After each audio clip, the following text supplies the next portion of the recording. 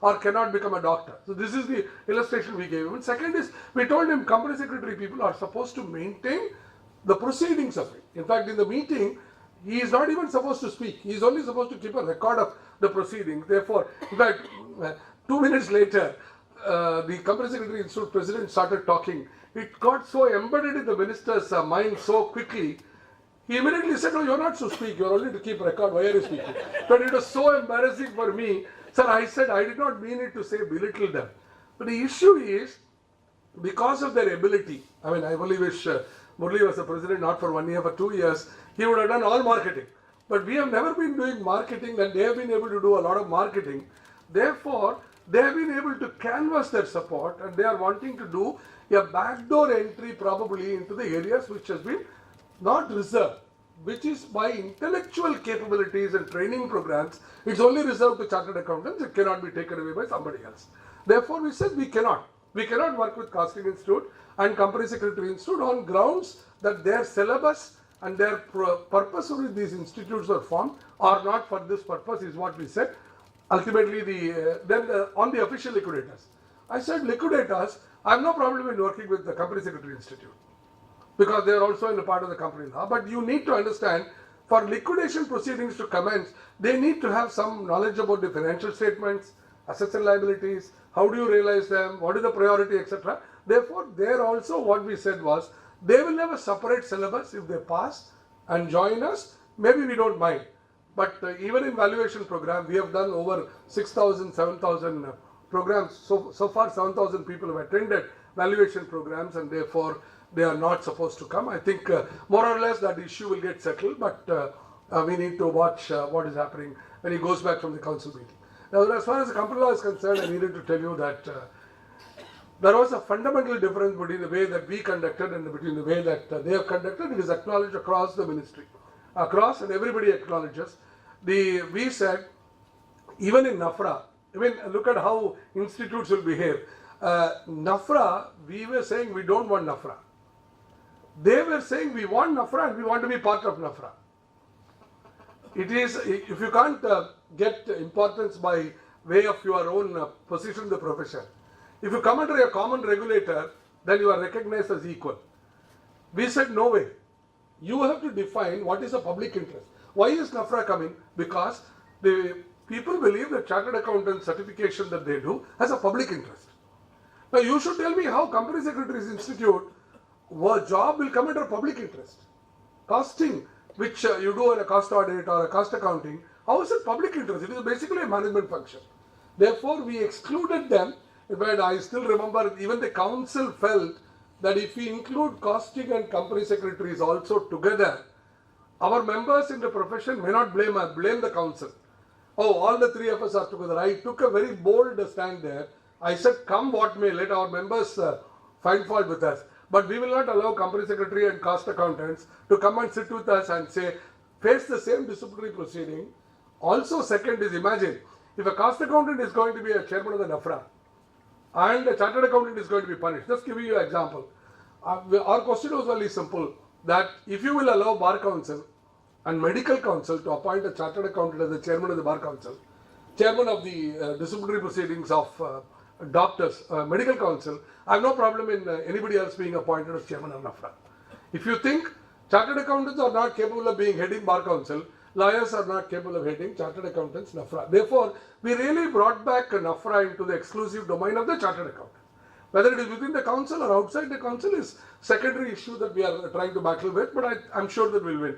The only reason that why we won many of those things silently, and thanks to all of you, thanks to Murli, council colleagues, everybody cooperated. We never expressed our anger or outburst in public, which is what company secretaries and costing did. They went on tried to garrow the secretary and assistant secretary, all that. Whereas we proved, in fact, I used to tell them, this is what is a chartered accountants are. What is their quality, what is their culture, is what you can't treat them equal to company secretaries and cost accountants in many sites. But I thought, well, since I'm here, you must at least know that what we have been fighting for. I'm sure, confident that, will you put this? I'm confident that we will certainly be able to win many of it. We have about 6 or 7 amendments which are expected to come. we have got only one amendment ready, but so because of the 6 amendments are pending, I'm not able to tell you what we are likely to get, but I think we have won most of the penal provisions, most of the adverse provisions under the chartered accountants have been wound down, and I think we are confident that we will ultimately be the gainer in this and not the loser in this. Hopefully the next couple of months we'll see. First amendment has come, and we are also likely to restore all original benefits that were bestowed on private companies back. That's all in the parliament. I think the session is over. They should be able to notify it very soon. And rotation and number, I'm not sure what exactly will happen after this, but I think rotation to small private companies will not be there. And it may also not get counted for numbers, but that's something which we will have to see. Now, I will have 10 minutes on this topic, then probably I would also like to interact with you if Murli has the time. I might want to take few questions from you on both on Companies Act or any other topic. Now, I've been concerned about some of the issues which I also shared yesterday. The quality of the profession is certainly going down. It is not because very specifically I can't point out, but most of the balance sheets that are getting certified and coming, I would say more than around 50% of it is of poorer quality, and we need to do something about it. I'll take 2 examples. One is my own, I'm a chairman of a bank, my own bank in this part of the country. I have had, I'm giving you the amount, 50 crores we gave money to a borrower, and I have had consistent stock audit. The same stock auditor was certified it for 4 years, confirming 50 crores of stock. And he has had every year change of statutory auditor.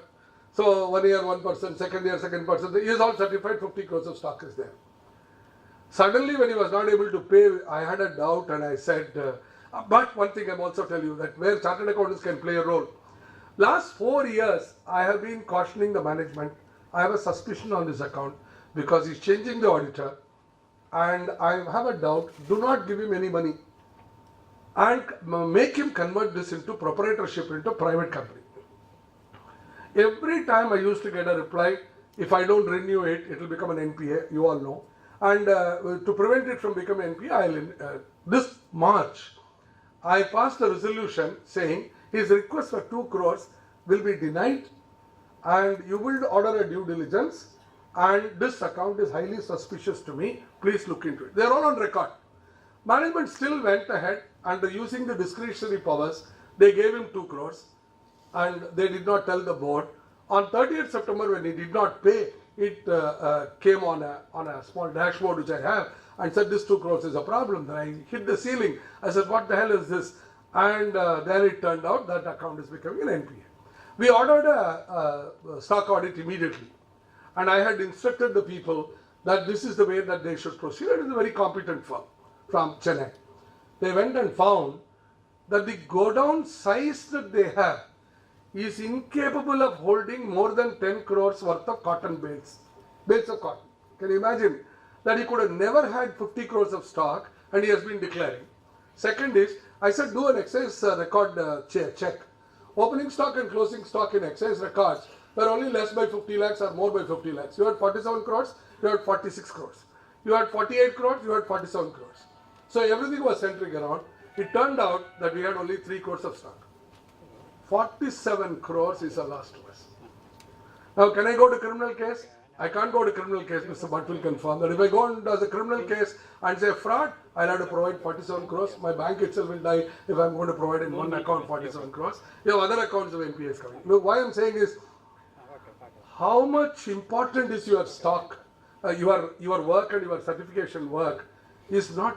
I mean, if people get angry with you, if people say, I'll put you on NAFRA, I'll put you behind bars, I believe that bad behavior brings in bad laws. I don't think we can escape. Why is that this bad law is coming? Because of bad behavior. Now, how do we strengthen our behavior is what we should do. I have now come to the conclusion that anytime I talk about a stock audit or talk about chartered accountant certificate, when people laugh, I'm not able to say anything to them because I know we have a problem in terms of our quality. Now, that quality problem could arise because of various reasons. Can we address those issues in a different way is what I have projected. Now, the second issue that I had a very, very interesting case. We also, on behalf of, we also advised on behalf of the institute, I'm also advising SFIO and CBI.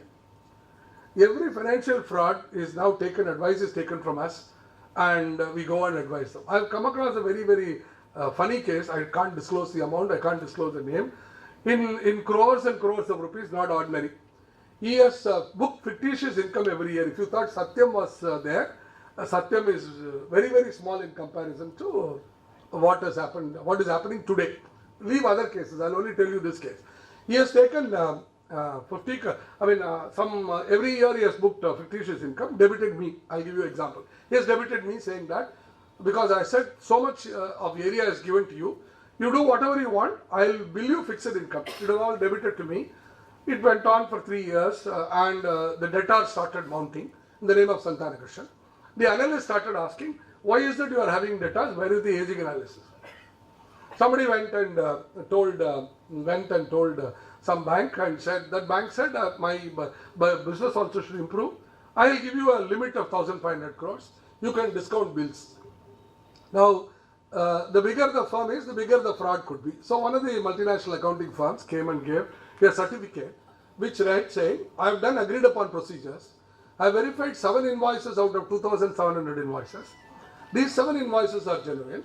Based on the level of checking and agreed upon procedure, without taking responsibility for the overall figure, we certify X amount of crores is the bills. Okay. And nobody can hang them in a disciplinary case because they will say agreed upon procedures. And I have disclosed to you how many invoices I checked. Bank was very happy. Bank collected the money on June 18th. I'm giving you the exact date. June 18th, bank collected the money. On June 18th, when the bank collected the money, there was yet another multinational accounting firm which came and said, you can account it on 31st March. Sir, you would have never learnt all this. Better that you learn, because I learnt it when I sat in the CPE office. I said, sir, let me first learn what they have done. I could not understand what kind of fraud could have happened. I honestly tell you that I'd say, if one thought that there was no innovation in the profession, now I'm finding innovation. In fact, the other day I was a jury on the Bombay Innovation Awards. I said my profession is no innovation, but of late I've started realizing there is a lot of innovation in our profession.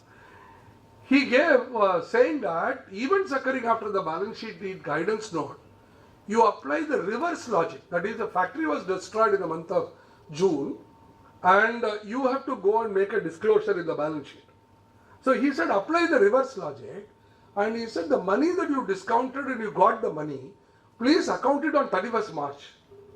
Can you believe that he accounted this 31st March bank discounting, which was done by a most leading bank in the country on June 18th, he accounted it on 31st March as bank balance. Why? Because he wanted to remove the fictitious debtor out of the balance sheet, and he accounted as a bank balance.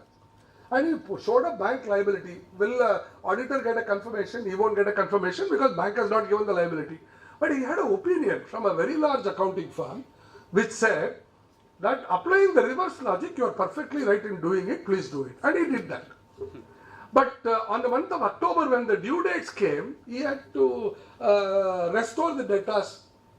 And I am giving you exactly the facts. And the amounts, if I tell you, you will soon, therefore I am not giving you the amounts. So amount is not 1 rupee, 1 crore, 2 crores, very, very large. Now it so happened that on the due date, he had to resolve the problem, because again it has come. Analysts will again ask me on quarterly meetings. So suddenly one large accounting firm again came and said, gave a wonderful idea that why don't you value brand of Santanakrishnan? Now he valued my brand at 1,200 crores.